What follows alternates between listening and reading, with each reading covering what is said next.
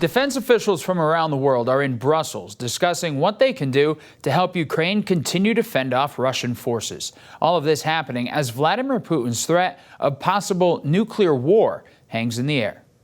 I think he thought he was going to be welcomed with open arms, that this has been the home of Mother Russia in Kyiv, and he was going to be welcomed, and I think he just totally miscalculated. President Biden told CNN he thought Russian President Putin completely underestimated how war with Ukraine would go as battle between the two countries continues into the 8th month. The president added he believes Putin was a, quote, rational actor who had irrational objectives. He also clarified his comments about Armageddon as Russia continues to threaten the use of a tactical nuclear weapon. The idea that a world leader of one of the largest nuclear powers in the world says he may use a tactical nuclear weapon in Ukraine, and the whole point I was making was it could lead to just a horrible outcome.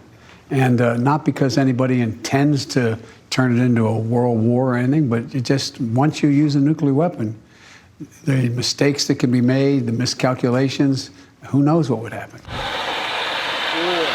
The comments come as the war seems to be intensifying. Ukraine accused Russia of targeting and killing civilians in Kyiv with heavy missile strikes this week. Putin said it was in response to a massive bridge explosion in Crimea, cutting off a major supply artery for Russia. Well, good afternoon, everyone. U.S. Defense Secretary Lloyd Austin and Joint Chiefs Chairman General Mark Milley joined dozens of other defense officials in Brussels this week to discuss how to continue arming the Ukrainian resistance.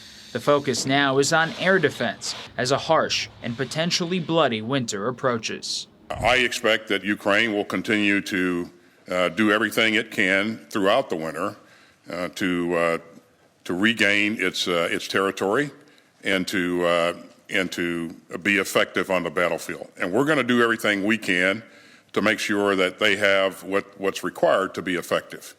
President Biden also told CNN he does not expect Putin to actually use a nuclear weapon. He also didn't expect to meet with him at a G20 summit next month in Indonesia unless Putin wanted to talk about freeing imprisoned basketball star Brittany Griner.